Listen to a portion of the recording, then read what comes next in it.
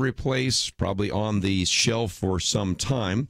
Mitch McConnell, Senate Majority Leader, acknowledged Monday night and announced yesterday that he would actually pass on the Senate health care bill for now, set it aside, and instead, as we're going to be talking about in just a minute, actually give the Senate an opportunity to vote on a full repeal of Obamacare with a 2-year proviso before the repeal really goes into effect to allow time to create a new system.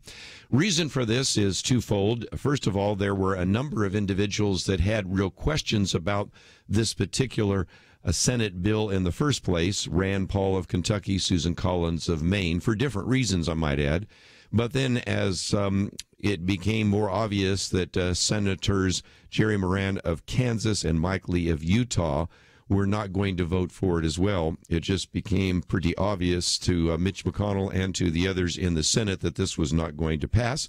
And so now we will see an upcoming vote, perhaps on just an up or down vote on repeal rather than repeal and replace. I'll talk about this a little bit more in just a few minutes, because you might remember back in 2015 we had a vote like that. Of course, it didn't mean a lot because there was an assumption, which was a wise and a very valid assumption, that President Obama would veto the bill, which he did. So in some respects, the vote then wasn't as meaningful as this one might be, because it really could indeed pass. And I think this is an attempt by Mitch McConnell to at least ferret out those people who are open to the possibility of repeal and replace, even if they can't get the replace part done right now. One of the things that some of you asked for yesterday, we've posted on the website, and that is some of the accomplishments of Donald Trump. Now, there are a lot of different lists that have been put together. Of course, you can go to the whitehouse.gov list, which is created by Donald Trump. But I wanted to give you one that had a little more objectivity to it, because if you want to take that and pass it on to your friends or use it for some discussion, everybody's going to say, well, of course the president's going to pat himself on the back on all the things he's accomplished. So the one I've posted actually needs some updating. It goes all the way through May, and that is done by UPI. But for some of you that were saying, you know, the mainstream media really does not give him a great deal of credit for some of the things that have been accomplished, I think what you're going to see is, first of all, we have a fairly active president and a very unproductive Congress, and I'll get to those issues in just a minute. But trying to come up with accomplishments is a little bit difficult because everybody has different assessments of what would be an accomplishment. For example, if you go out on Facebook right now, you will probably see some of these graphics that talk about all sorts of accomplishments Donald Trump has made, but you have to, I think, ask, well, how valid are they? For example, let's take one example, and I think it's probably the most instructive. The stock market has gone up dramatically. Now, if you start with the assumption, well, the stock market's going up because of laws that are in place, of taxes that are in place, and regulations that are in place, well, those were all put in by George W. Bush and Barack Obama. So you can't say he gets credit for that. However, if you want to say that because he has promised to do so many things, those individuals who are speculating on the stock market are much more excited, maybe even more bullish about the economy, then I think you could give credit. So it really depends on how you ask that fundamental question. So that is one of those. Now, one of the other things that Donald Trump has said is, he said this just the other day, you know, we've signed more bills, and I'm talking about through the legislature, than any president ever. Well, in the past, he used to say that at the 100-day mark, that he had signed more bills than any president since Harry Truman, because he'd signed 28 and Harry Truman signed 55. Well, if you go back and do sort of an apples-to-apples comparison, that's not the case. And, of course, there are questions that people have had about, well, just because you've signed so many executive orders, is that a positive or is it a negative? And, again, if you've signed those bills, how meaningful were some of the bills? Which comes to one of the lead articles today in the Drudge Report, and you can find it in The Week, and it is entitled by David Ferris, Why the GOP, that is, why the Republican Congress will be the most unproductive in 164 years. So we have a situation, I think, to be honest, in which this president, Donald Trump, has been fairly active and been very busy and done what he can in the executive branch with all sorts of different rules, regulations, commissions, and the like. But on the other hand, as we today talk about the fact that Obamacare is not going to be repealed and replaced. It might be repealed. We'll see whether that happens or not. But it certainly will not be repealed and replaced because the Senate bill has simply been put on the shelf. And so David Ferris says it this way. Just 6 months ago, it looked like the Republican Party was about to go on a legislative blitzkrieg, shredding law after law passed by the Obama administration. Obamacare would be vaporized. Dodd-Frank was sure to be tossed aside for a transparent giveaway to Wall Street. The Republicans would pass their tax reform, their border adjustment tax, and much more. The Republican hadn't held total power in the American political system since 2006. The party was more conservative in the interim. And so the argument is that this would be an opportunity for a lot of legislation to pass. Well, if you go through that long paragraph, you come to the second paragraph by David Ferris, and what does he say? But a funny thing happened on the way to libertarian utopia. Indeed, it turns out that the Republican-controlled Congress can't seem to pass any meaningful laws at all. So we have this interesting kind of juxtaposition in that because some of you wanted me to post this, you can find on our website an article which is entitled Accomplishments of the Trump Administration. Now, it only takes you from January to May. I know they will update it again soon, but even that will take you about 5 pages to print out, and it gives all sorts of action items. Now, some of them are setting up future action. For example, one of the last listed is that Donald Trump created a commission to examine the vulnerabilities of the U.S. political system and assess voter registration procedures. Well, that group is just starting to get together. It's not like they've found any voter fraud yet or prosecuted any, but they have a commission to do so. So some of this is still yet to be determined.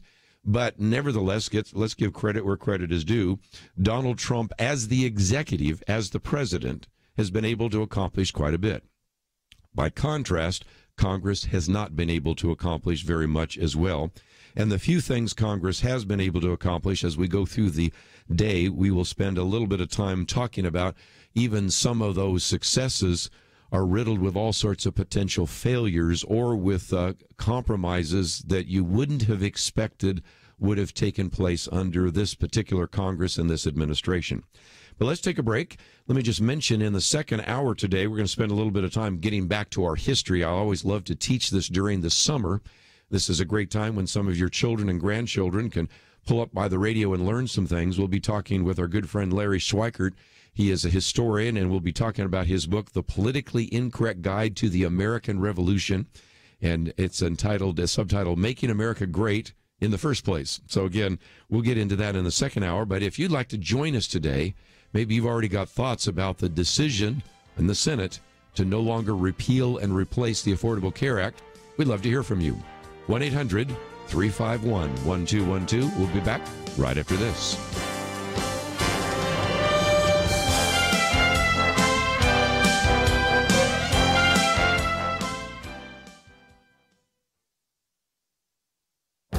This is Viewpoints with Kerby Anderson.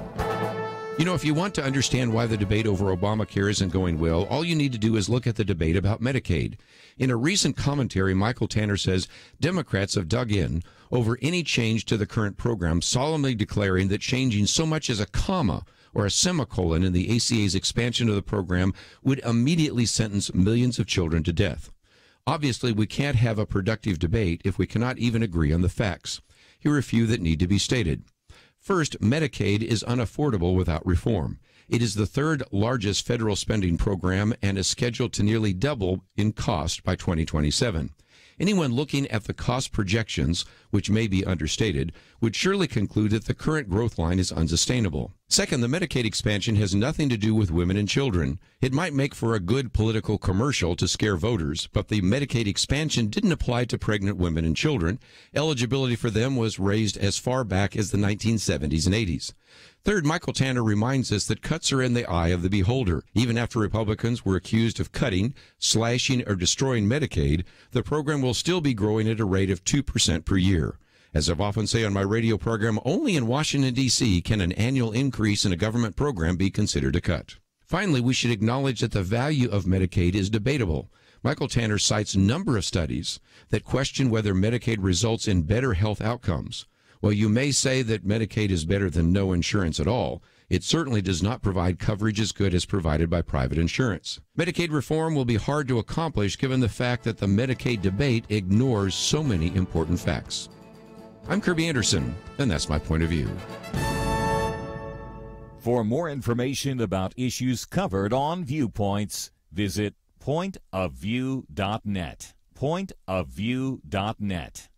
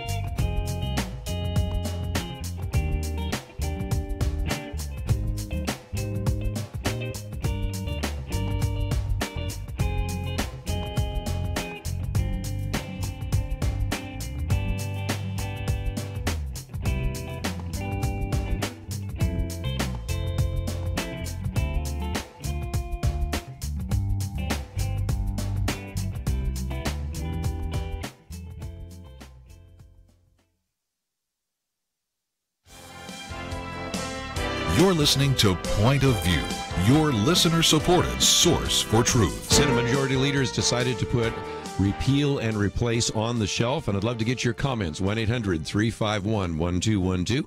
Will that affect your particular perspective towards your two United States senators? And what about the attempt to try to now just get an up or down vote on the issue of repeal? Love to get your comments. 1-800-351-1212. Let's talk about what this might mean. And, of course, it may be too soon for anything other than a snap analysis. Tomorrow we'll have our roundtable discussion. Nick Pitts will be here, part of our Millennial Roundtable, Debbie Georgiadis. And I might just mention our intern, Melissa, will be with us in the second hour. She's actually running the board right now. So these are some opportunities for us to spend a little more time talking about what this means. But Thomas Gallatin has written a piece that came out just recently talking about this, if you will, these kind of the 6 implications, I guess would be the best way to say it, things that we've learned from this process. And if you'd like to join us, 1-800-351-1212. Let me go through all 6 real quickly, and then I'll take some phone calls.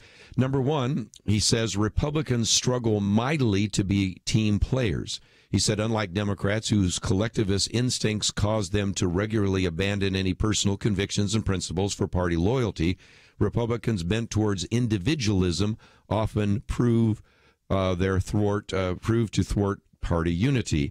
And Fred Barnes wrote about this, and I'm going to maybe post it tomorrow. Republicans aren't team players, and that's certainly one thing that we have seen. Number 2, he said, there's a number of factors in play here. Behind the scenes dealing in political favors or calculations. And so what he says is politics in Washington is always much more than meets the eye. There's all sorts of things going on behind the scenes. Number 3, he says this leads to the next point, and that is follow the money. Oh, have we said this so many times on Point of View? He says while politicians often explain their decisions as standing for high-minded principles, more often than not, special interest groups are the overriding motivation. And don't forget the constant concern over re-election. Then there's the fact that health care accounts for roughly 1/6 of the economy. That's a lot of money involved, and there are a lot of stakeholders, I'm adding this, of course, to this issue. And so recognize again the importance of following the money. Number 4, he says, Mitch McConnell has now called for a straight-up repeal vote on Obamacare, which at face value would be even more difficult to pass. So what's the strategy? And Thomas Gallatin says he thinks McConnell wants to get all the Republicans on record to expose more clearly those who are unwilling to repeal the collapsing law, especially the moderates who benefited politically from repeal when it couldn't actually be done, but are now showing their true colors. And we might point out, as I might right now say, that when they had the vote in 2015, Susan Collins of Maine did not vote for that, and Mark Kirk did not vote for it. But of course, he's out of the Senate. He was from Illinois. So we will see. We already have heard at least one other senator, the one from Alaska, talking about not voting for a repeal. So we'll see where this goes, but that's something that should be considered. Number 5, then, while Obamacare is indeed collapsing, that doesn't mean it goes away. Thomas Gallatin goes on to say, all the regulations and the mandates that are negatively impacting every single American will remain in place, continuing to act as a weight, dragging down the economy and costing billions in taxes and higher premiums. Now, some of you might forget that some of these most significant parts of the Affordable Care Act regulations were postponed till this year. There was, I think, a deliberate attempt to postpone some of those until after the election, and others after to kind of kick the can down the road and let someone else deal with it. So in some respects, if you thought there were problems because of the Affordable Care Act in 2016, you're going to see even more now in 2017. And then just before we get to the phones, let me take one more. Number 6, Thomas Gallatin also says, finally, by not repealing and replacing Obamacare, Republicans have significantly hindered Donald Trump's ability to move aggressively forward in tackling the economy and taxes. Trump has done much thus far in reforming Washington through various massive deregulation, but he needs Congress to work through and toward permanent change. And much of that change depends first on the issue of repealing Obamacare. So those are some possible implications, what could happen because of this decision announced today. But I want to give some of you a chance to join our conversation. So let's, if we can, go out and hear from some of you. We'll go first to the state of Arkansas, KCMH. And Kathy, thank you for joining us today here on Point of View. Oh, thank you. I love your show. I wanted to make a comment. My husband and I try to maintain our own health care, even though we pay a lot of money for our supplemental Blue Cross Blue Shield. We're on Medicare. We're kind of insurance poor because of all the costs. But they say, well, negotiate with your doctor, negotiate with your health care provider. That doesn't happen. The doctor, doesn't even know basically what he's charging. That's all handled by an insurance department now at the hospital because the paperwork is so great that the doctors can't afford extra staff under Obamacare to meet all the criteria. So we started shopping around, and there are organizations that you can use that will greatly decrease the cost of things like your lab work. We were used to getting a CBC for yearly physical, and that stopped under Obamacare. Well, I asked the nurse practitioner, can we have one? It's been a few years. So she said, oh, yeah, I'll order you one. And we were there to renew my husband's thyroid, and so she wrote fatigue because he was having fatigue from low thyroid. Well, we get a bill from the hospital for $239 because the diagnosis wasn't sufficient enough. How are we going to know what game they play? So we talked them down somewhat, and then we started using a lab that is an accredited national lab through an organization that has a doctor that will write orders. They have a magazine that comes out. I don't know, can I mention the name on the air? Sure, why not? It's called Life Extension. They sell pharmaceutical-grade vitamins, but they also have a listing of blood tests that you can order. So I ordered 4 pages of blood work for my husband on sale for $199. And from that, we found out that he's got a few problems that we need to nip in the bud. But had I gone to our local hospital, it would have cost me over $1,000 if they even would have allowed it to happen, because there weren't 15 different diagnoses to justify all this stuff. So my comment is, well, basically, they need some more middle-class people on a panel telling the feds what they need to change. But there are options out there. If you look for them, you don't have to be stuck with the high cost of the hospital labs and the labs in the doctor's offices. So I hope that helps somebody out there. I think so. And let me just pick up real quickly before we take a break to mention 2 points. Number one, the fact that you have doctors who don't know what they would charge You can't imagine going into any other establishment, buying a TV, buying a stereo, buying food, going to a grocery store, going to maybe a variety of other places that provide services. You can't imagine going and getting chiropractic care or massage or anything and have them go, well, I really don't know what I'm going to charge you. And you go, what? I mean, only in this kind of limited field called medicine, because it has been so changed by insurance, do we have people say, I really don't know what the cost is going to be, and I don't really know what I'm going to charge you. So that brings you to the second point, which I think is comparison shopping. What I have said before is if we gave more and more people freedom, giving them health savings accounts and having more of a free market, you were able to find a way to get lab work at a fraction of the cost because you were willing to do some comparison shopping. And the problem is because we have so little transparency in this area of medicine and we have very little accountability, and because somebody else is paying the bill and you're not paying the bill, the kinds of routines that we all go through when we buy food and clothing and shelter and services and cars and houses and everything just don't exist in the healthcare system, and that, of course, is one of the biggest problems. So, Kathy, appreciate you sharing that. Unfortunately, I'm right up against a break here. So when we come back, we'll take some more phone calls today. We may get into some other topics, which I certainly have posted on the website today, but because of the announcement today by Mitch McConnell, we may postpone some of those other articles we've posted on our website till tomorrow. But I did promise you to give you an article on the accomplishments of the Trump administration, that one done by UPI, and I think it gives you at least a look at what happened between January and May. And as we see it updated, we'll post that one as well. Let's take a break, though, and if you'd like to join us, I'd love to get your comments. 1-800-351-1212. We'll continue our conversation on the issue of the Affordable Care Act, or Obamacare, and repeal and replace right after this.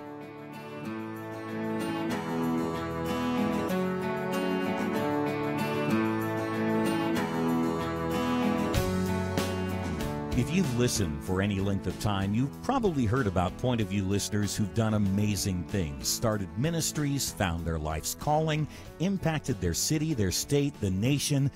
But let me be clear, you don't have to have a huge impact to be faithful. I thought about that when I read a note from Joanne in Texas. She admitted, up until recently, I've not had much of a political view, nor have I ever been so informed. But since I signed up for your email and website information, I can now get the correct information that the public is oblivious to.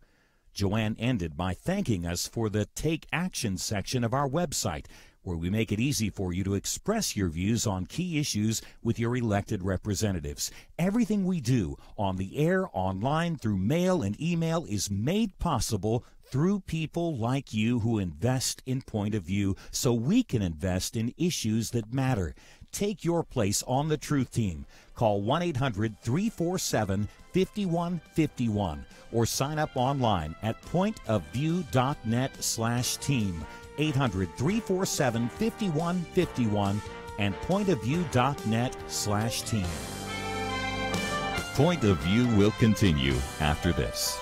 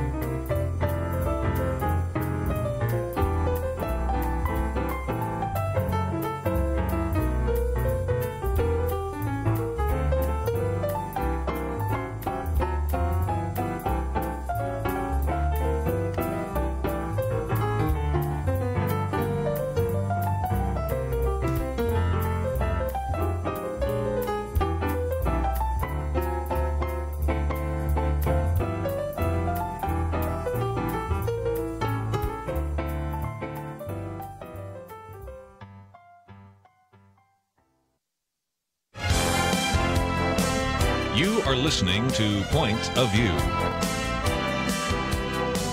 The opinions expressed on Point of View do not necessarily reflect the views of the management or staff of this station.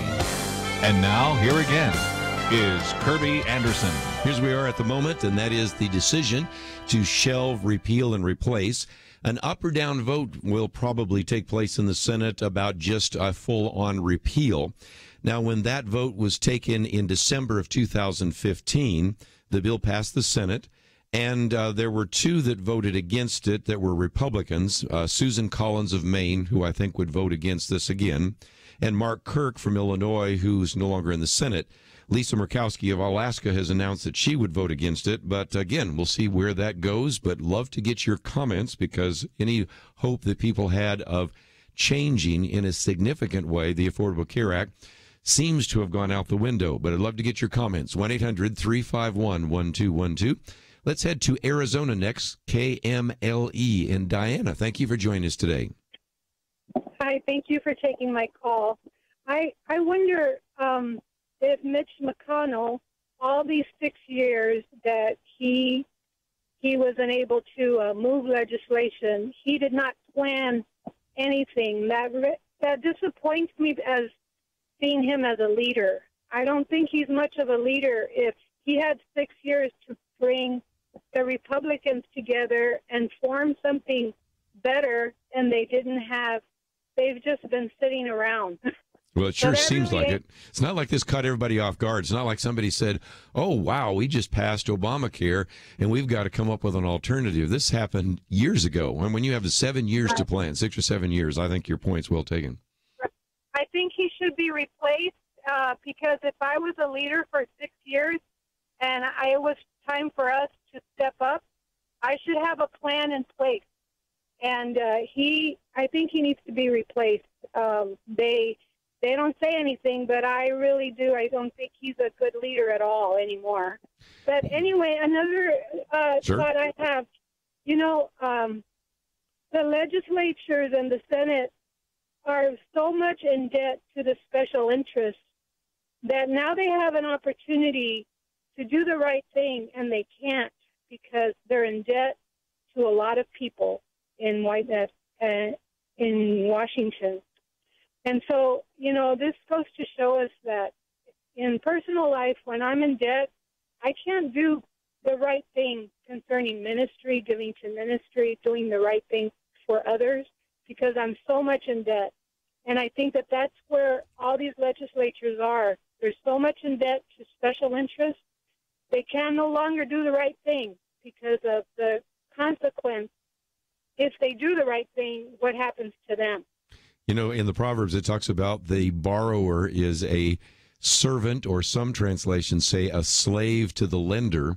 And, of course, that's talking about borrowing money. But I think your point's well taken. Whether you're borrowing money, whether you're in debt, whether you're indebtedness to somebody because of political favors, those count. And I think that's why in this next election, you need to not only pay attention to the individual and his or her stance on the issues, but who are their major donors? Because we see that in some respects, there is a concern on both sides of the aisle. I mean, this is something that a lot of the liberals and progressives have been complaining about for many years in terms of big pharma and big companies and business and those kinds of things. But I think whether you're a conservative or a liberal, a Christian or a non-Christian, you've got to really pay attention to some of that, because individuals that attract this kind of money oftentimes are going to also vote in certain ways anyway.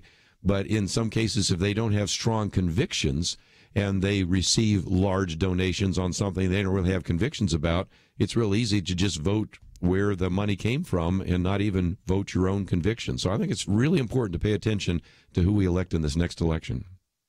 Right. I'm hoping that the Republicans this next election will take into account that point of, where the money comes from for these people.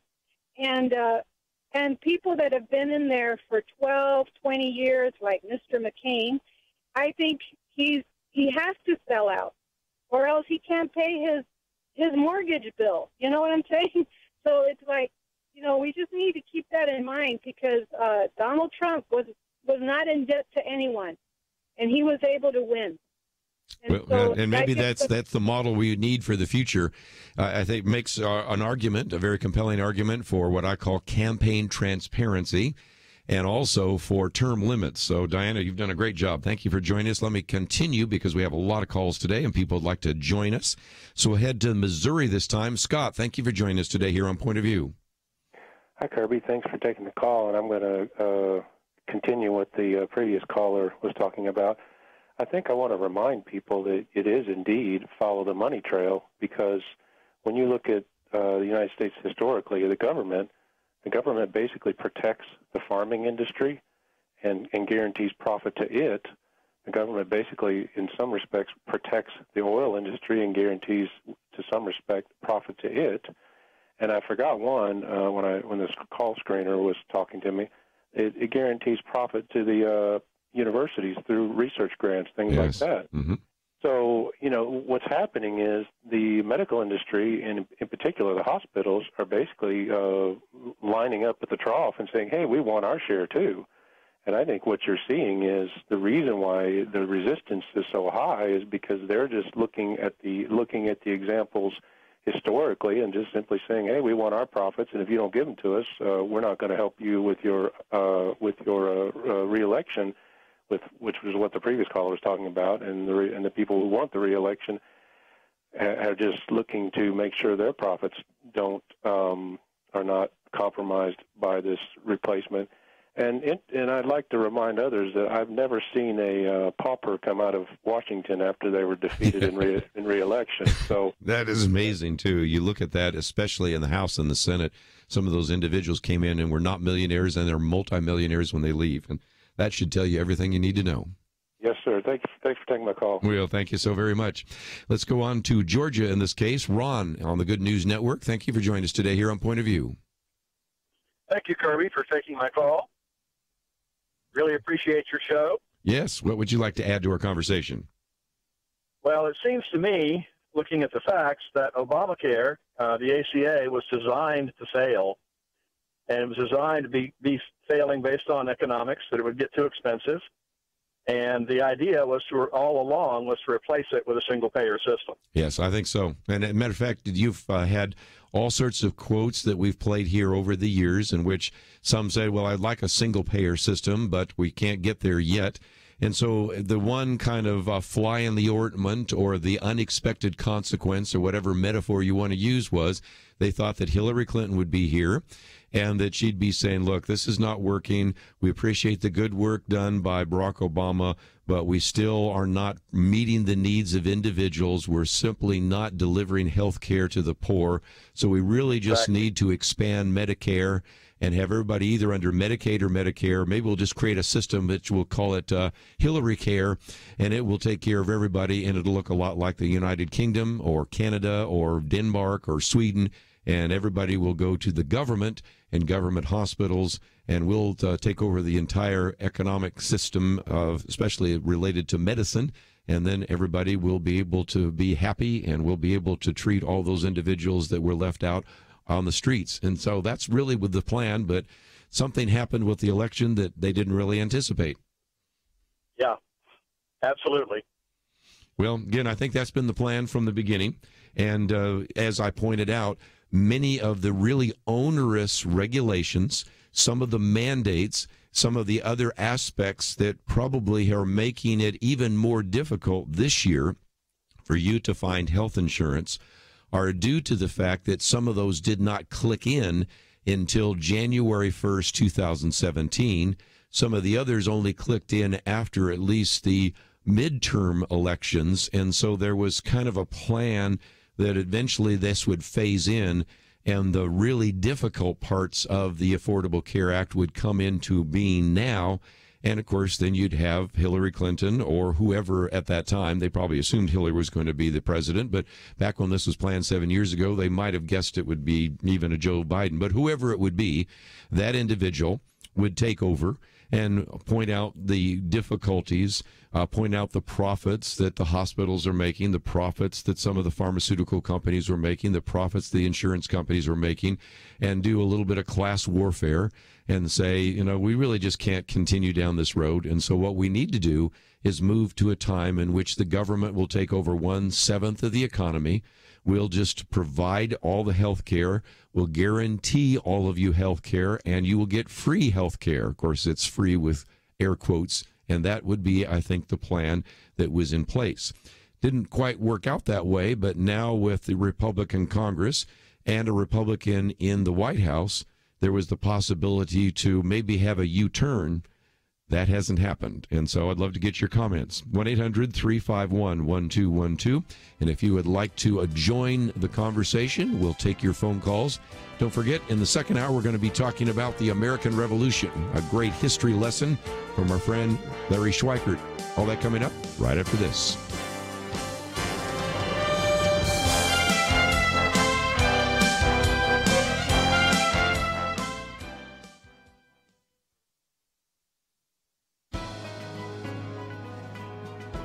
Welcome to the First Liberty Briefing. I'm Jeremy Dice. The folks in Brown are facing a claim of religious discrimination in Minnesota.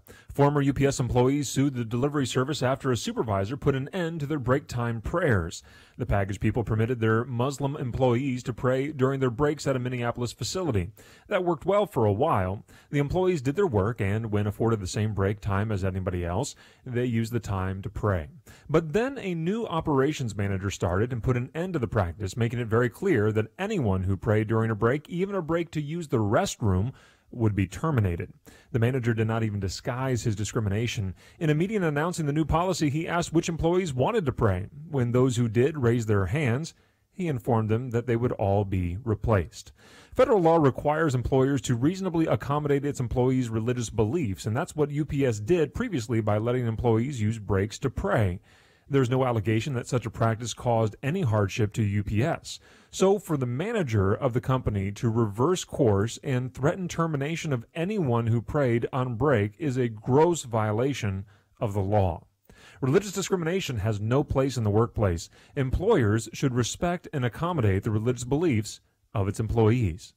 To learn how First Liberty is protecting religious liberty for all Americans, visit firstliberty.org. More people today are saying Americans don't really need religion, but America does need religion. Religion helps the economy, families, and even national security. Learn more by reading Saving America, 10 Reasons Religious Freedom is the Key to Our Nation's Future. You can download this free booklet at firstliberty.org/Saving America. That's firstliberty.org/Saving America. Discover 10 ways religion benefits America at firstliberty.org/Saving America.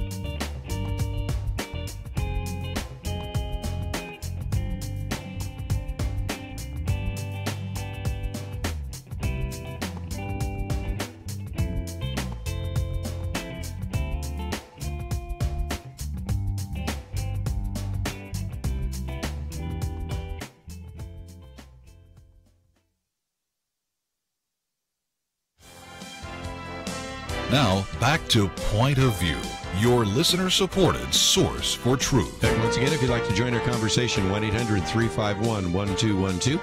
Let's head up to New Jersey, watching on YouTube. Mark, thank you for joining us today here on Point of View. Mark, go ahead. Hello? Yeah, you're on. How are you? I'm very good. We'd love to hear from you. I'm Barack Obama.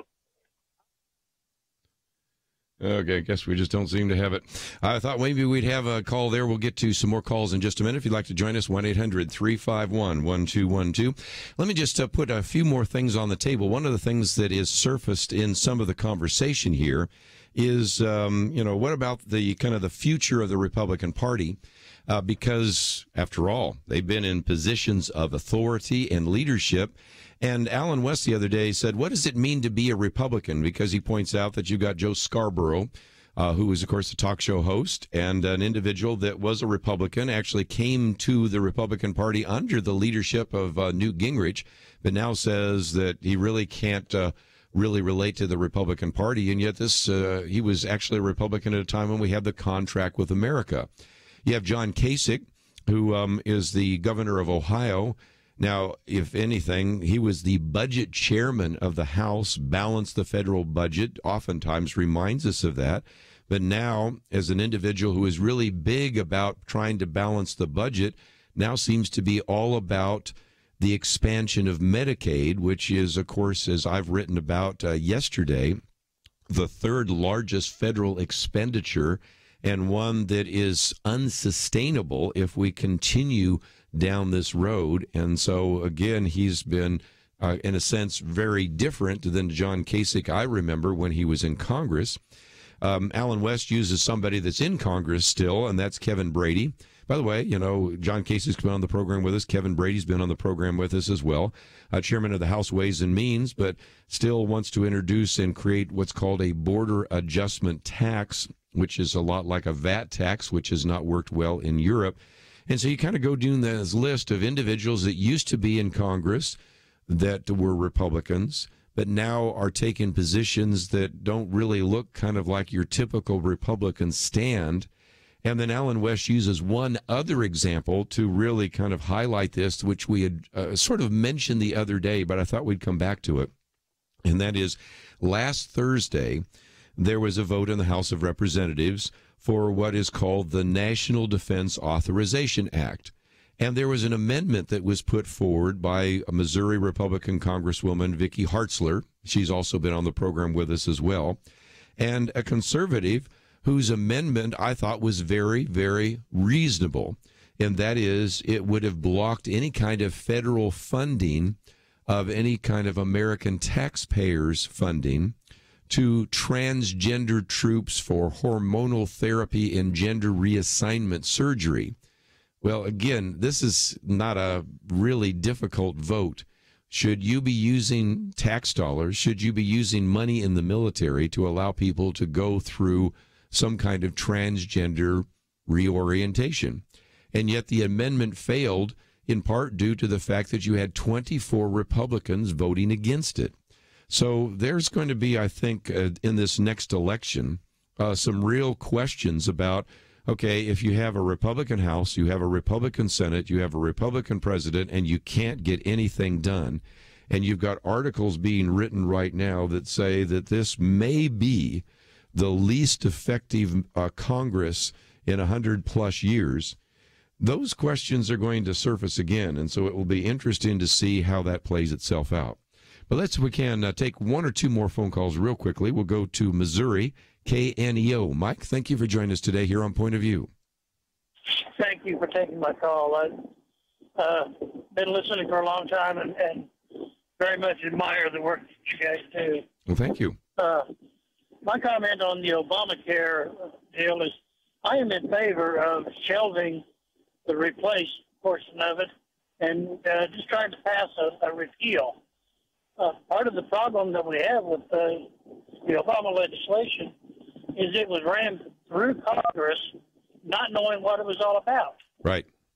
I don't want that to happen again. I want to know what's in the bill, put it through the committees, give the Congress time to vet out the bad parts and to enhance the good parts, and then pass a legislation or several pieces of legislation that are really going to work for us.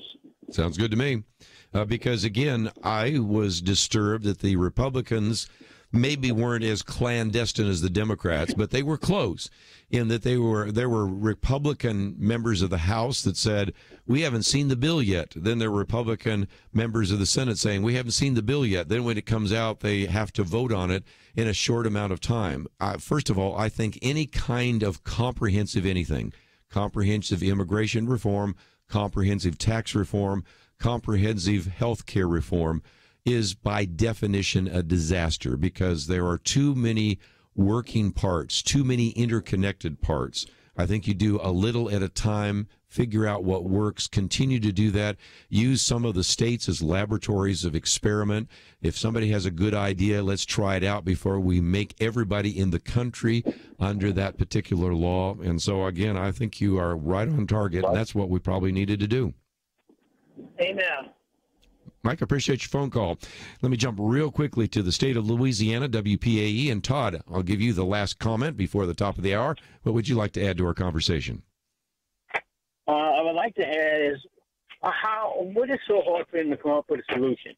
I mean, there's a lot of smart people in Congress, but obviously not since we haven't, had a solution to this problem. It's ridiculous. It's kind of ridiculous because, you have deductibles so high, you have premiums so high. There's got to be a happy medium here.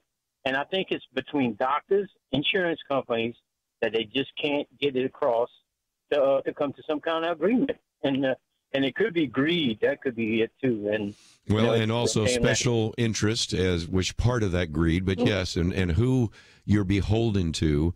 But as I've said before, Todd, one of the things I said back when it was $1 trillion, it's probably more than that. But, okay, let's just say if I've got 535 people in a room and said, here's $1 trillion that I want to give you, and I want you to figure out the best way to allocate that so that everybody gets health care, but everybody is treated fairly, and people have the greatest amount of access to doctors, hospitals, and pharmaceuticals, would you come up with a plan that looks like Obamacare? And I've yet to even have a liberal tell me, oh, yeah, we'd come up with that.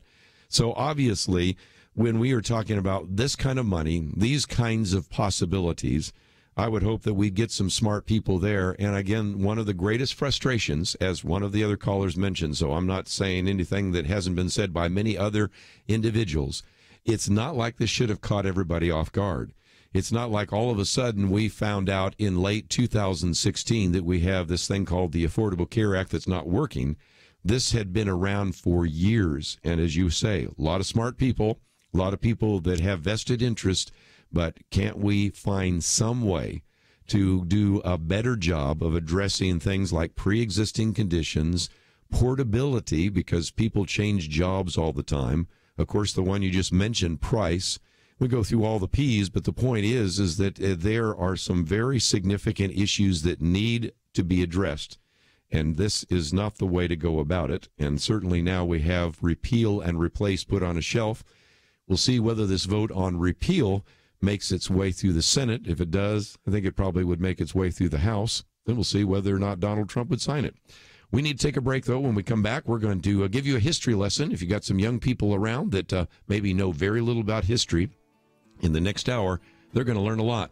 And even if you were studying history in grade school and high school, I think you'll learn some things as we talk about the politically incorrect guide to the American Revolution. That coming up right after this.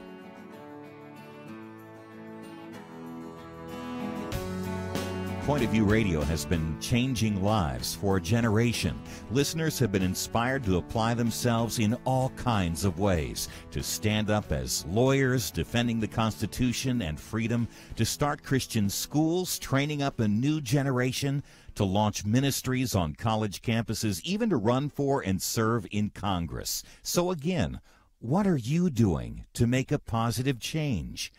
One way to start today is to join the Truth Team, Truth Team 360, and help us change lives. Our nation needs a Truth Team very badly. Support Point of View Radio today at pointofview.net. Set up your monthly gift by clicking the Truth Team 360 picture and then carefully follow the directions. pointofview.net. By phone, you can give at 1-800-347-51 5151. 800-347-5151. Or mail that first donation to Point of View, Box 30, Dallas, Texas 75221.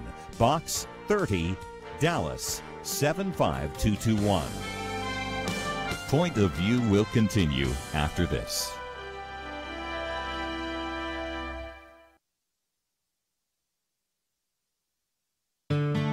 I just thank God for y'all. I listen to you every day, truly. I wanted to thank y'all for everything you do each day to inform Christian families and our community about the things we can do, and just the way you're so informative. I listen to you daily and love you guys and appreciate you so much. God bless you, Kerby, for keeping this show so on track and for the decades of wonderful help to this nation that Point of View has been. We're all big fans of your work, and we pray that God will just prosper it. As a Christian, over the years that I've followed this program, I am constantly challenged to be on guard and to evaluate what's going on. And if for no other reason, to protect the caliber and the truth of your programming, I need to participate and to back your program financially to ensure that the truth stays out there for people to hear, to view, and to be a part of.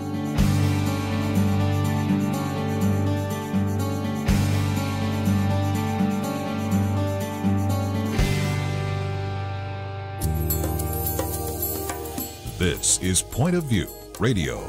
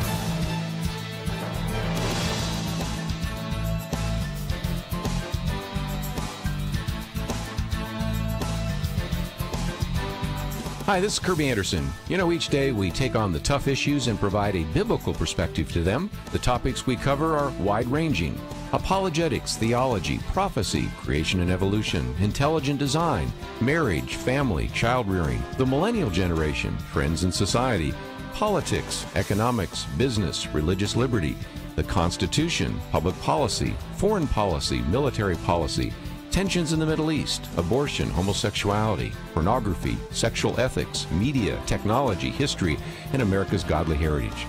We talk about anything that affects your faith, your family, or your freedom. So don't go anywhere, because Point of View continues right now.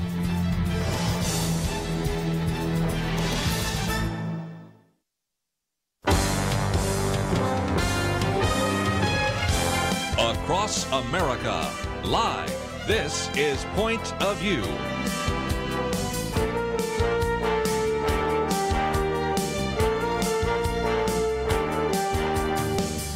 And now, Kerby Anderson. This hour we're going to spend some time giving you a history lesson. We love to do that from time to time. And this new book out, The Politically Incorrect Guide to the American Revolution, co-authored by Larry Schweikart, who's been on the program with us many times before, went to Arizona State University, has an M.A. From ASU in history, as well as a PhD from the University of California at Santa Barbara. For many years has taught at the University of Dayton. He's been on the program with us as we've talked about the 48 liberal lies about American history, a patriot's history of the United States, and of course this new book that he's written with Dave Doherty, The American Revolution, Making America Great in the First Place. Larry, thank you for joining us today here on Point of View. Hi, Kerby. Always good to be back. I apologize. We worked through a publicist, and you thought you were going to be on an hour before. I could have done that, and I'm hoping that you can stay with us. And so okay. I appreciate your flexibility, because there's just so much to talk about. And one of the first points is I think it makes the case for why this book is necessary. If you talk to people, Larry, as I do, that love history like you and I do, when you really get into it, they like history, and they like the Civil War, and they've been to all the Civil War battlefields. But when you start talking about, have you ever been to any of the battlefields of the American Revolution? Well, maybe they got to Boston one time and saw Bunker Hill or Breed's Hill, or they maybe went out to Lexington and Concord, or if they went to Williamsburg, they said, oh, I will go out to see what Yorktown's like. But in most cases, people know almost nothing about the American Revolution compared to maybe some of the other conflicts and wars the United States has been in. Would you agree? Yeah, I think that's right. And I think part of it is that the geography of the American Revolution doesn't lend itself quite as handily as, say, the Gettysburg battlefield, which I visited, the Fredericksburg battlefield, which I visited. Looking at Breed's Hill, Bunker Hill, or looking at Saratoga was fought. It's a battle, but it was fought over many, many, many square miles of troops moving, and so it's not something you can really pin down and say, oh, look, this is where the cannons were, or something like that. My agent, strangely enough, is one of the docents for the Battle of Princeton and Trenton battlefield. Wow. And so he personally led me on a tour of the Trenton and Princeton battlefields a few years ago, which is pretty interesting because they have some of the boats there tied up at the dock that Washington's troops would have used to have crossed the Delaware. But other than that, you're right. These are not the same kinds of battlefield sites that people generally go out of their way to see. You know, one of the other problems of the American Revolution, and I'm glad you said this, because I've had this in the back of my mind for years. When did it start? Because you can get different answers. Did it start in the shot heard around the world in Lexington, Concord? Did it start when you talk about battles in Boston or in New York City? Or, you can end it at Yorktown, but in some respects, you can get different answers from different historians about when to, quote, start the American Revolution, don't you? Sure. And I think Dave and I kind of agree that you could start it almost from the minute the colonists arrived in Jamestown and in Plymouth and in Massachusetts Bay, that almost from the outset, Americans were a very different people than the British. And even though they call themselves British Americans, in terms of their religion, they were fundamentally different than the English in that whether they were Scots-Irish in the South or Pilgrim Puritans in the North, they were fundamentally congregational churches. They were organized in bottom-up congregational level, as opposed to the Church of England, which was top-down, or the Catholic Church, which was top-down. So right from the very beginning, you had this religious element that these were Protestants who were opposed to the Church of England on many, many different practices, whereas the English, who were Anglican, they weren't really Protestants. I know we consider them Protestants, but they weren't protesting anything. Church of England was founded by Henry VIII trying to get a divorce. That's not a religious difference at all, but the American Protestants were significantly different than the Church of England Protestants. One of the other things I thought we might deal with, since you addressed it in the introduction, is a lot of young people that if they even studied the American Revolution at all in grade school, in high school, or especially in college, because of the influence of kind of Marxist thought, there's been this idea that the American Revolution was a rich man's war that the poor men had to fight. And first of all, as you point out, it really wasn't that stratified. But if anybody's ever heard or read some of the stories of what happened to the 56 signers of the Declaration of Independence, we recognize that very wealthy individuals, like John Hancock and others, suffered tremendously, and many of them really did actually face a tremendous amount of persecution and even devastation, didn't they? Yes, it was. All of the signers were, of course, guilty of treason. And all of them saw their families hunted or put on a list. Most of them had their property destroyed or taken. Some lost family members who died. And, of course, Rush Limbaugh's dad wrote a very famous article called The Men Who Risked Everything that I used to use in my classes. It was just so good. But at the other end of the spectrum, tens of thousands of ordinary Americans signed up. They volunteered. They were part of these militias. They weren't drafted like the Hessians were. They weren't conscripted like some of the British soldiers were. These were all volunteers, many of them militia, who came out to fight. And because they were militia, often they would go home when their enlistments were up. I'll see you next spring, or whatever it was. I'll see you after spring planting. So you cannot make that argument at all. In fact, we argue that the associations, which were started in 1774 under the guise of the Association, which was not a 50s rock band, but the association was an agreement of thousands and thousands of ordinary Americans to boycott all British goods and not to buy or sell anything British, which, if not treason, was certainly in defiance of British law and put them on the bad side of the British government. So this was all done by ordinary shopkeepers, farmers, and artisans.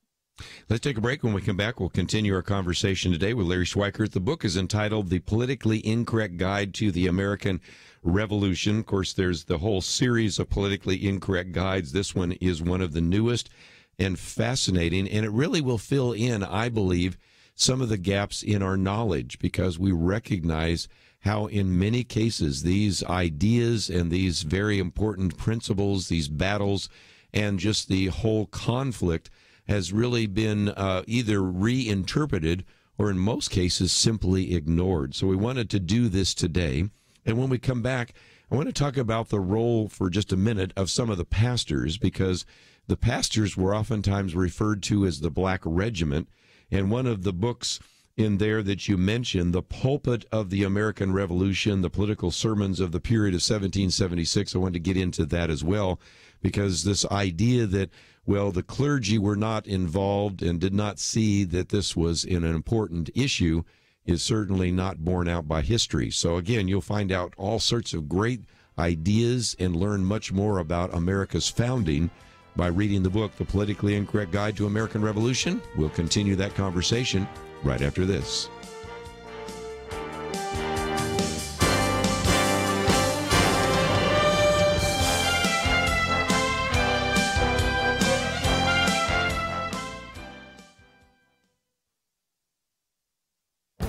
This is Viewpoints with Kerby Anderson. You know, if you want to understand why the debate over Obamacare isn't going well, all you need to do is look at the debate about Medicaid. In a recent commentary, Michael Tanner says Democrats have dug in over any change to the current program, solemnly declaring that changing so much as a comma or a semicolon in the ACA's expansion of the program would immediately sentence millions of children to death. Obviously, we can't have a productive debate if we cannot even agree on the facts. Here are a few that need to be stated. First, Medicaid is unaffordable without reform. It is the third largest federal spending program and is scheduled to nearly double in cost by 2027. Anyone looking at the cost projections, which may be understated, would surely conclude that the current growth line is unsustainable. Second, the Medicaid expansion has nothing to do with women and children. It might make for a good political commercial to scare voters, but the Medicaid expansion didn't apply to pregnant women and children.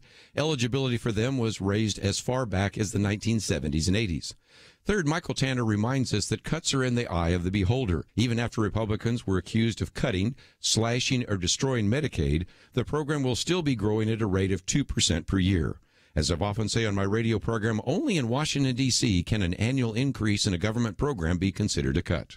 Finally, we should acknowledge that the value of Medicaid is debatable. Michael Tanner cites a number of studies that question whether Medicaid results in better health outcomes. While you may say that Medicaid is better than no insurance at all, it certainly does not provide coverage as good as provided by private insurance. Medicaid reform will be hard to accomplish given the fact that the Medicaid debate ignores so many important facts.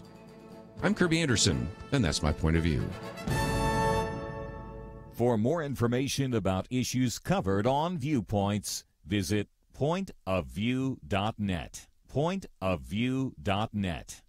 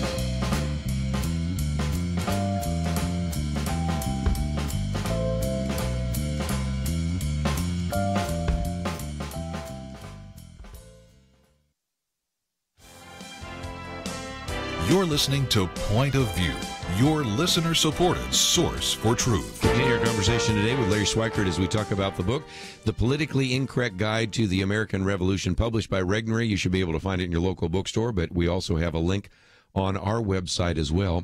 Larry, what about the pastors and those who filled the pulpits prior to the American Revolution? I know that the British sometimes referred to them as the Black Regiment. Explain a little bit more about their influence in the American Revolution. Well, I mentioned that most of the American churches were congregational in their structure. They were bottom up. And so there was a tremendous difference between the American religious experience, the British religious experience, and the Canadian religious experience. So in right after the Boston Tea Party, the British passed the so-called Intolerable Act. And one of those intolerable acts is called the Quebec Act, and it reorganized the American colonies administratively, placing them under the control of Quebec, which was a Catholic city, a Catholic government, Catholic province. And this grated on the colonists like no end. I mean, most of them, even those who didn't have a problem with the Anglican Church, they hated Catholics. They saw this as a tremendous step toward tyranny. And so the pastors, the ministers at the time of the American Revolution were strongly in support of the revolution because it was seen as a way to resist this impending takeover by Catholicism. Now, I have to be honest, I had a quotation in Patriot History of the United States that I had to take out because going back, I could not find the source for it. But I remember reading it. I didn't make it up. And the quotation was, I thought it was from John Adams, and I thought he said that prelates in lawn sleeves are more to be feared than a division of redcoats. Wow. But if he didn't say it, that was certainly a view by most of the American ministers. So you have many of these ministers. I think Witherspoon is the classic example, who was seen as a character in the movie The Patriot, who gives a fire and brimstone talk to his flock about, protecting them from wolves, and goes out and takes off his collar and gets his flint and his muskets and his musket and his powder, and goes off to war. There were many who did that. Well, and again, that's kind of an interesting kind of side note, because there was even debates about whether or not, as a minister, you could serve in the House of Burgesses in Williamsburg, or whether you could serve in various ecclesiastical and civil functions. But then, like you said, many of them then brought their members of their congregation out and fought in some of these battles of the American Revolution. So the whole issue of church and state certainly was an issue back then. But let's, if we can, maybe talk about a couple of the key battles. And one of those, of course, is in Boston. You can either look at, and maybe we can talk about both of those, both the Battle of Boston, but even before that, you have Bunker Hill, you have Lexington and Concord. And you mentioned something about British just a minute ago. A lot of people always think that when Paul Revere rides through the countryside, he says, "The British are coming, the British are coming." Well, he was British. He probably said more things like, "The Redcoats are coming, the Redcoats are coming." And you even point out in the book why people would know his voice. Talk about why people would know his voice. That was kind of intriguing. I didn't know that. Yeah, I mean, they probably said two arms, because everybody knew the situation. They knew who was coming. They knew what they needed to do. Paul Revere and William Dawes were the only two men in all of Boston who belonged to all five men's clubs. And I don't know the names of these, but it would be the equivalent of the Elks or the Eagles or the Rotary or the Kiwanis. But those two are the only ones who belonged to all five. Nobody else belonged to more than two. Mm-hmm. And the point being that everybody knew their voices, everybody knew them. So in the middle of the night, when you hear a horse galloping by and somebody yelling, two arms, that's Paul Revere. That's right. You knew it was serious. It was not a kid pulling a prank trying to get you to run out while you stole your horses or something. So you talk about the Battle of Breeds Hill and Bunker Hill. Very interesting. As Dave and I point out, and we give the general, all of the officers, letter grades, how they did at the end of each battle. And you'll see that many of the early American commanders were just, they were dunces or they were incompetent. Mm-hmm. And at Breeds Hill, Bunker Hill, you had a very good defensive emplacement on Breeds Hill, but there was a large open gap between that and Bunker Hill. And so you couldn't reinforce Breeds Hill without being subject to those men, being shelled by the British Navy. And you began to see a trait that would occur throughout the war, which is that the militia were very, very tough when they were behind fortifications where if they had to, they could run. When they're in the open field, there's a great concern about getting wounded in the legs and not being able to run away when the British would charge with their bayonets. And that brings up another point we have to discuss, which is the difference in weapons. The British soldier carried the Brown Bess musket, which was used really to fire once, at most twice, and then charge the enemy with the bayonet. The American militiamen had no bayonets on their muskets or their long rifles, which were much better shooting weapons. But you could only get off at most about 2 rounds before the enemy was on you, and then you've got a club, or you've got to ditch your musket and use your tomahawk or your knife, which is not a fair fight. A bayonet against tomahawk, it's not going to be very fair. So the militia time and again will fire a few rounds and then they run, and that it drove Washington crazy because you can't depend on them. We've got to train an army, contrary to the line in the movie The Patriot where, Mel Gibson says, "Oh, that damn Gates is a damn fool." He goes toe-to-toe with the British in open field. It's madness. That's exactly what we had to train our troops to do. It's exactly what Washington spent half the war doing, and we finally win because we had an army capable of doing that. You've got a section here where you even quote from The Patriot, but at the end you also talk about that idea that a bayonet charge against untrained militia never failed to drive the militia from the field. But if they were behind any kind of embankment, they could have been there all day, couldn't they?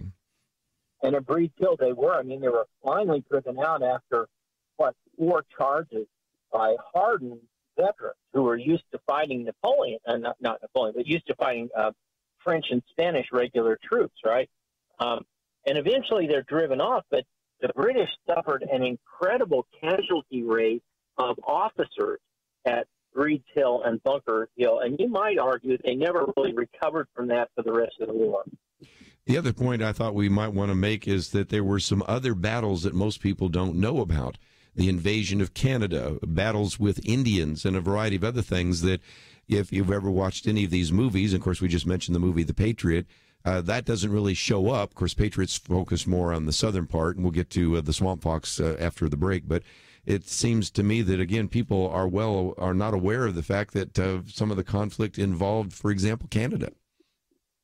Well, that's right. But let me just mention one thing that kind of goes back to your original question of why we don't visit the battlefield.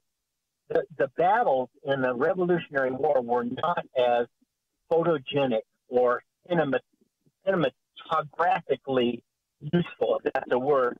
It's hard to make a movie about the Battle of Saratoga because, as I said, it's not one battle. It's several moving battles that kind of culminate in a surrender. Yorktown is a siege. Boston withdrawal is a siege. Long Island, one of the bigger stand-up battles, is the defeat of the Americans. And so you're left with things like Cowpen, which is the battle shown in The Patriot, or Canada, which was an absolute disaster. Benedict Arnold goes up with a couple thousand men, and they start deserting right away in these horrific winter conditions, just unbelievable if they even get to Quebec. He gets there with, 1,000 or so men, and many of them are sick. It's winter, it's freezing, and their enlistments are due up on January 1st, and this is like December 30th, and he finally has to attack at night, on the night of 31st, or his army's going to desert him the following day. And actually, they get inside Quebec, could have held the city, could have taken it. I don't know if they could have held it, except that the other officer, once again, was incompetent, didn't press forward, and eventually we had to retreat. So it was a disaster. We're going to take a break, and we'll come back and maybe talk about the Christmas miracle, because that was something else. If George Washington hadn't had at least one success in 1776, this American Revolution would be at best a footnote in history. And we also have some calls coming in, so if you'd like to join us, 1-800-351-1212. Talking today with Larry Schweikart about the book, The Politically Incorrect Guide to the American Revolution, a lot about our history. And as you begin to hear this, you may say, I'd really like to read this book because it tells me some things about our history I had no idea about. So that's why we're covering it today here on Point of View. We'll continue our conversation with him and with you by phone call at 1-800-351-1212. We'll be right back.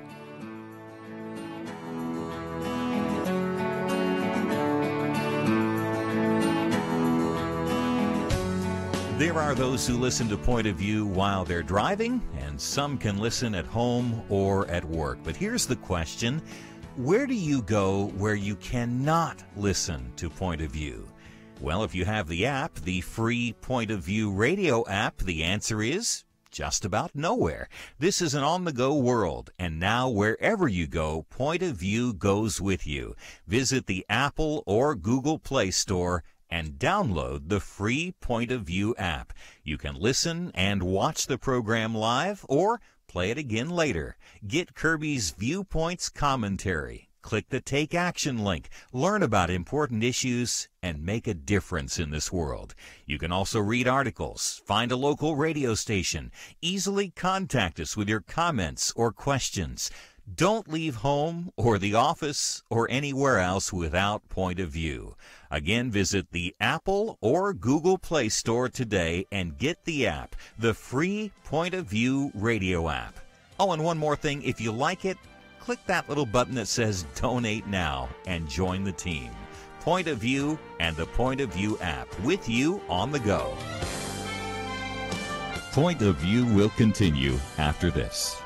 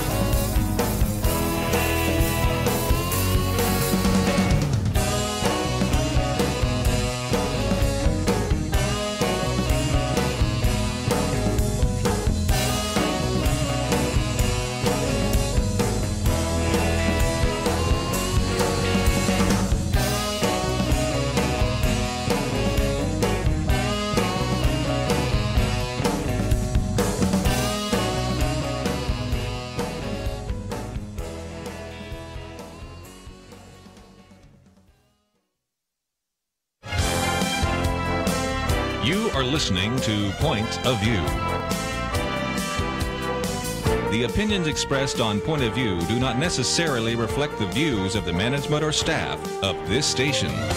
And now, here again is Kerby Anderson.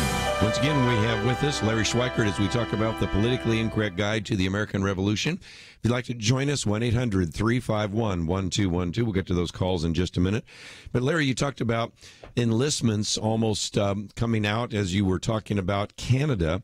But that really brings us to the what you call the Christmas miracle. And anybody that's ever read David McCullough's book, 1776, it is a reminder that if there had not been some of those victories that took place at places like Trenton and Princeton, some of those individuals that were part of the Army with George Washington probably would have gone home, and the American Revolution might have been nothing more than a footnote. So how significant was that so-called Christmas miracle in the crossing of the Delaware? Very, very significant. Obviously, Washington had lost a number of battles, Long Island being one of the worst. He was driven out of Manhattan. His army dwindled from well over 20,000 down to under 3,000 as the British pursued him down through Pennsylvania and then into Delaware. And he starts to, I think he has about 1,500 men when he decides that there's an opportunity for him to strike the Hessians at Trenton. And it allows him to do two things. It allows him to attack the enemy for a change.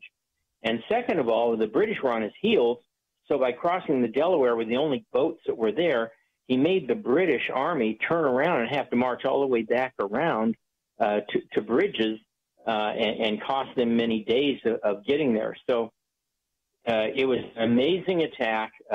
It took much longer than he anticipated. He was supposed to get across and start the attack around 8 in the morning. They hadn't even gotten everybody across by 8. The contrary to popular belief, the Hessians did know there was an American army on the move, but they just thought it was ridiculous that anybody could attack them in their barracks and so forth. And so they ended up with about 800 prisoners. And then the amazing thing is not just that they carried off the attack, but then they turned around, marched 9 miles back to the river, recrossed the river in incredibly cold, snowy conditions that caused many of the men to die of cold and frostbite, and went back to the other side of the river. And then Washington recrosses the river again, comes back and attacks the British at Trenton. And there we have another miracle, which is that the American regulars are not used to stand-up fights with the British in open field. They're a little bit skittish. Washington rides in front of them on his big white horse. And, Washington's a big guy. He's 6'3", 6'4", and he's waving his hat. Come parade with me, you fine fellows. And the British unloose a whole volley at the Colonials. The Continentals unloose a volley of their own. Washington's right in between the two armies shooting at each other, and nobody hits him. Yes. We've always talked about the bulletproof of George Washington from the Indian Wars, and here's just another illustration of this. And later when he talks about God's providence, of course, he's thinking about all sorts of things from the escape from Long Island, but he's probably thinking about it in terms of the fact that sometimes there would be bullet holes in his garments, but he was never hit, and his horse was never hit there in that particular battle there at the Battle of Princeton. And one that he did not even know about. There was he was riding beyond his lines with one of his aides to survey the territory where they were. And as he turned to head back to American lines, a British officer saw him, didn't know it was Washington, only knew it was a Continental Army officer, had him in his sights, could have easily hit him, probably killed him. And he said, no, I cannot do this to a fellow officer, shoot him in the back like that, and let George Washington ride away. Wow. Let's take some phone calls along the way. If you have a comment or a question, we'd love to hear from you, and we are privileged to have with us today Larry Schweikart. We're going to get into a couple of other issues, but let's head out to Maine first of all. And Ron, thank you for joining us today here on Point of View. Hello. Hello. My name is Ron. How you doing? Good. What would you like to add to our conversation? Well, enjoy history now. I didn't as a kid in high school, but really enjoy it now. But when we travel, we like to get into the history of the different areas. Well, I had to go to Scotland and England for 3 months, and I met a person there who was into history, English history, British history. And so I got some books from him, and I was reading, and they were talking a lot about the Black Army, which I was a little confused about at the time until I realized or found out that they were talking about the pastors and the reverends in the churches. Right. But they stated that their biggest fear was the strength of the Black Army. Yes. And they're sometimes called the Black Regiment, but it doesn't mean they were African American. It means that they had the black robes. That's why they were called the Black Regiment. Right. That's why I was confused at first. But it was very interesting reading about the same time period, from a different culture, from a different perspective. It was very different on what they thought of, and it was just interesting how it was the Black Army or the Black Regiment that they seemed to fear the most, because they rallied the troops, and also they were more educated than most, and so they understood legal documents that were written and what was going on and different things. So it was just an eye-opening for me reading it from the British perspective. Very good. Ron makes a great point that you look at the other perspective. We're, of course, looking at it from the perspective of A, we won, and B, we were in the right, which I think most could argue we were. But if you look at it from the British perspective, the colonies were nothing. Their most important colony was India, by far. Yes. The West Indies were second most important. American colonies were like the fourth on the list. And the other thing that we forget is that they had politics and political tensions just as we did then, just as we do now, and that their governments were badly divided over how to fight the war, the same as ours were in Vietnam. What should we do? Should we be vindictive? Should we be offer an olive branch? And so the Gates brothers in New York, the Howe brothers in New York were always trying to conduct the war on a friendly basis, on the notion that if we aren't too harsh, we're going to win the war, and these people are going to be our brothers again, and we're going to have to patch things up. And as a result, they probably didn't prosecute the war as vigorously and aggressively as they should. So, good point. Just before we take a break, since we're talking about the difference between Europe and England and the United States, one of the things you argue is that there were a number of factors which were unique to America, so that it really was not possible to have something similar to an American Revolution elsewhere. Can you explain that? Sure, and we've talked at length about the congregational structure of the American churches, which is bottom up. The other of the four pillars of American exceptionalism that Dave and I talk about that really applies here is common law. Common law started in Germany. It crosses the English Channel to England. Really, England and America were the only countries to have common law, which means that in this philosophy, God puts the law in the hearts of the people, and the people select or elect the rulers, whereas divine right of kings, which dominated all the rest of Europe, later is ensconced by Napoleon as civil law, says that God gives the leader all the good information, and the leader, tells the people what to do. And so you see that we have two bottom-up, one political and one religious structures in place that make us totally different from the French. So when the French had their revolution, they're going at it from a top-down basis. Yes. Even though they get rid of Louis XVI, who comes along? Robespierre. We get rid of him. Who comes along? Napoleon. Why? Because they're used to having orders handed down from above, not having the people generate the government from below. Been some very significant differences between the French Revolution and, of course, the American Revolution. Edmund Burke and others wrote about that. But need to take a break. When we come back, at least want to mention one other individual, Swamp Fox, because, after all, we have a lot of listeners in the southern colonies today that listen to this broadcast and talk about some of the significance there. And then just maybe to finish off by talking about what the American Revolution brought. We've already sort of illustrated some of that, but if you'd like to join us, 1-800-351-1212. The book is entitled The Politically Incorrect Guide to the American Revolution. It is written by Larry Schweikart and Dave Doherty, and it is published by Regnery. It's very similar to the other books in that series, about 300 pages, has a whole section on books you're not supposed to read, which actually you are, and all sorts of things that talk about sort of the politically incorrect guide to various issues. Today we're talking about the American Revolution. We'll continue our conversation right after this.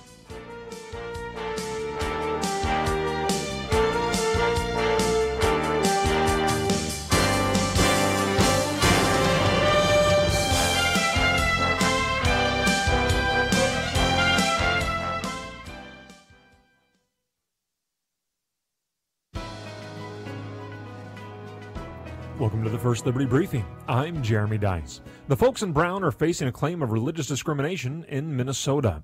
Former UPS employees sued the delivery service after a supervisor put an end to their break time prayers.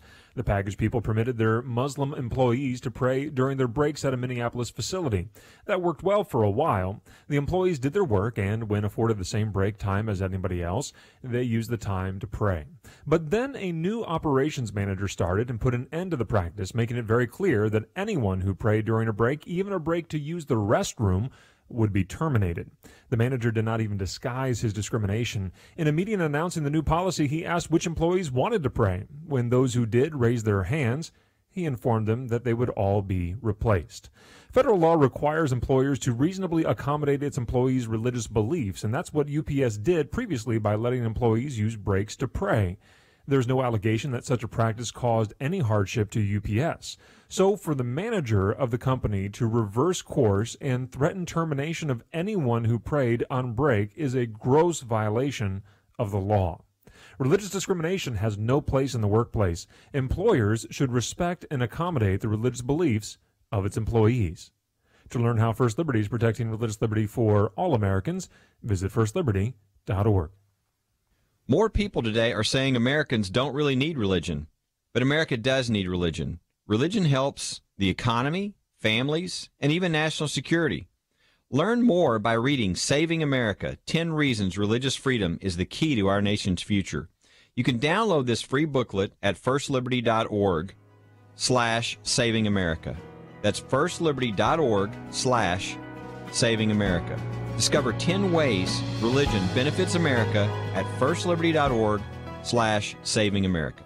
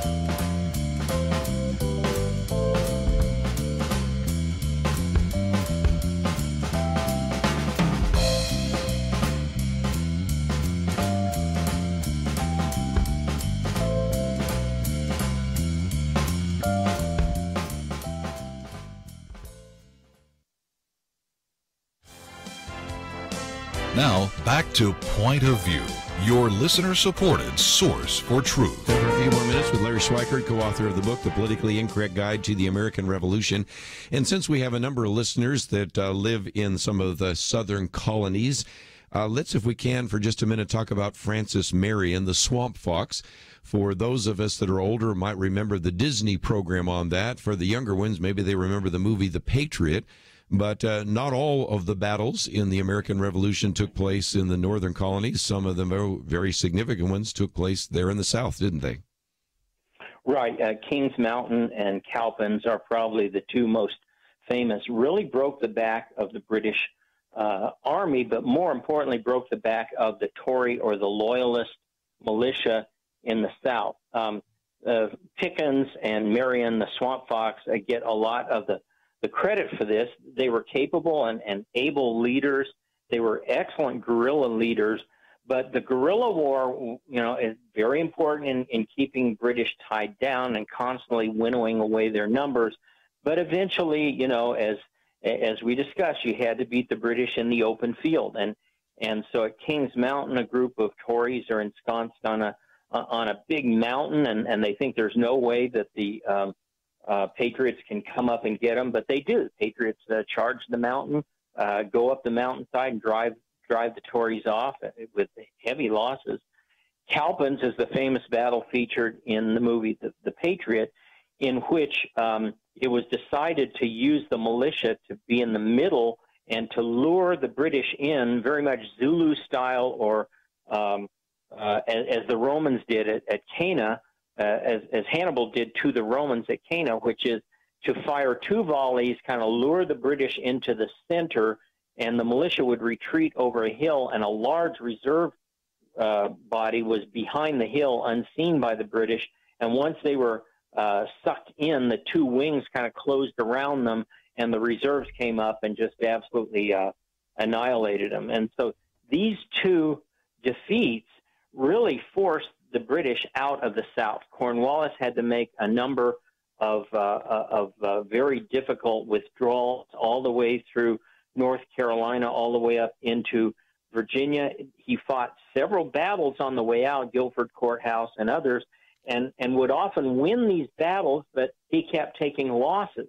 And he was in the exact opposite position that Washington was in. Washington could lose battles, but he would always have more men come back later, as planting season would end and more would come back. British couldn't replace these losses.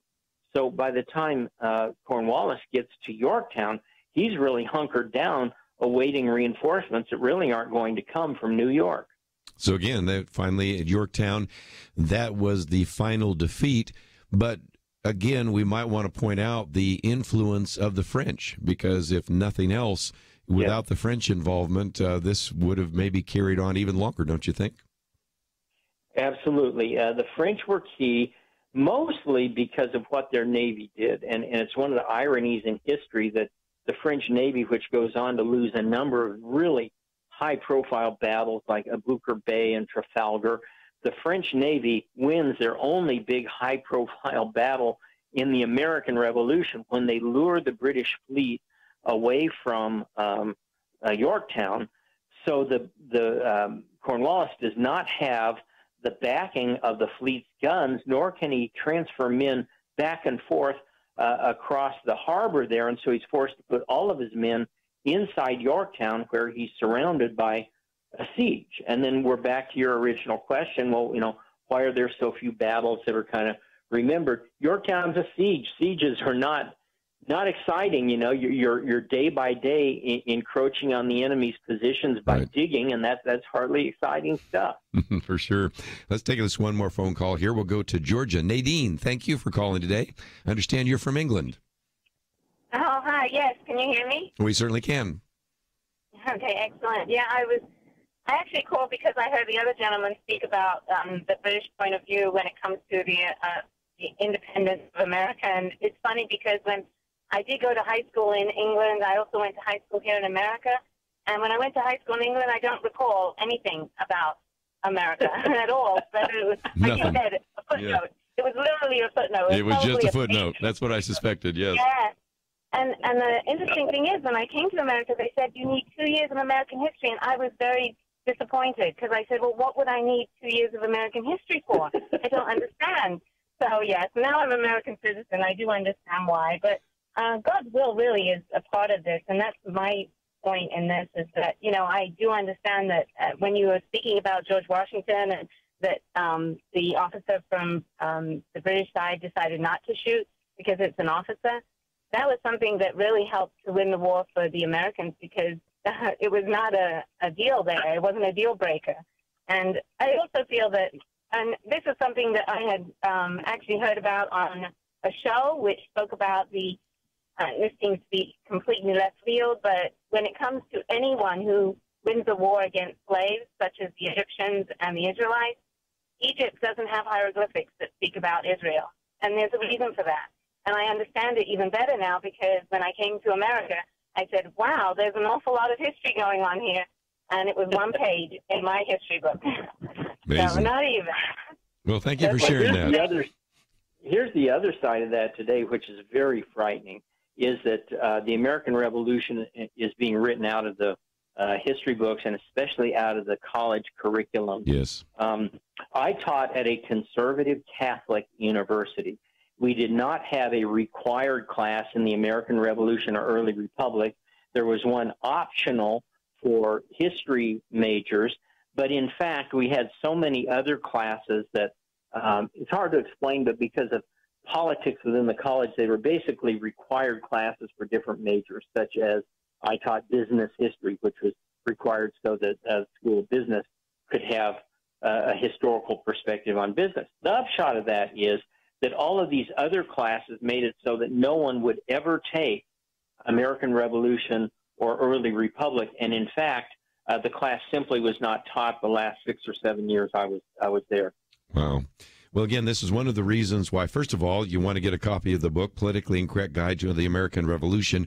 But we also have a link to your website, patriothistoryusa.com.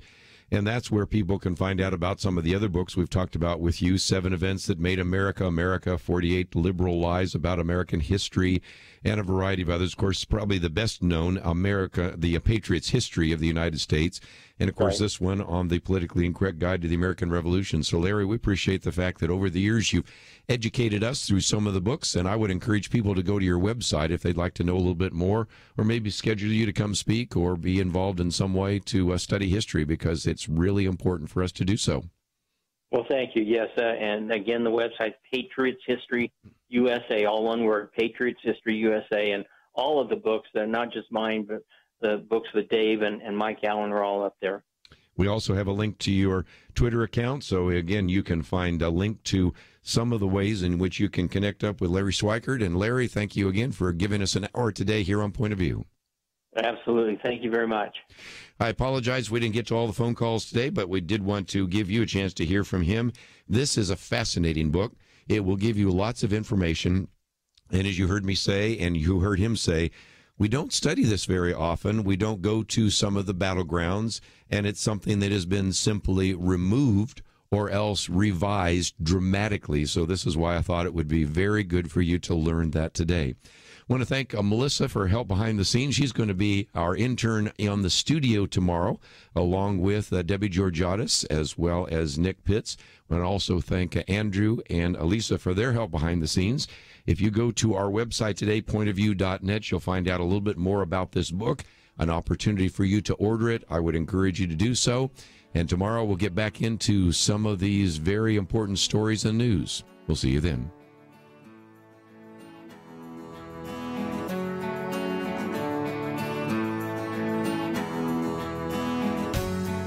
Point of View Radio has been changing lives for a generation.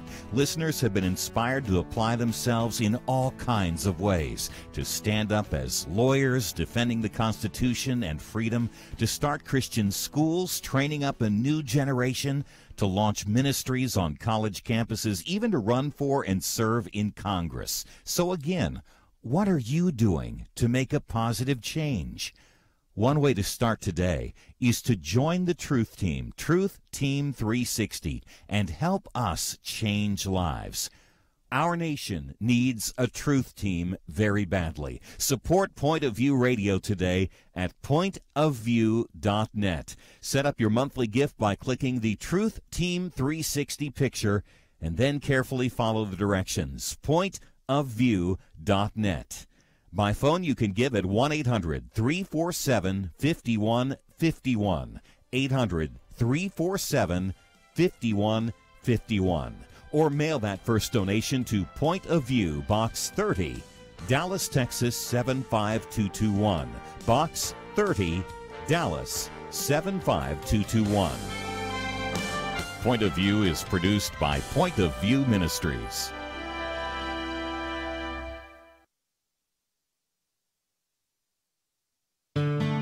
I just thank God for y'all. I listen to you every day, truly. I wanted to thank y'all for everything you do each day to inform Christian families and our community about the things we can do, and just the way you're so informative. I listen to you daily and love you guys and appreciate you so much. God bless you, Kerby, for keeping this show so on track and for the decades of wonderful help to this nation that Point of View has been. We're all big fans of your work, and we pray that God will just prosper it. As a Christian, over the years that I've followed this program, I am constantly challenged to be on guard and to evaluate what's going on. And if for no other reason, to protect the caliber and the truth of your programming, I need to participate and to back your program financially to ensure that the truth stays out there for people to hear, to view, and to be a part of.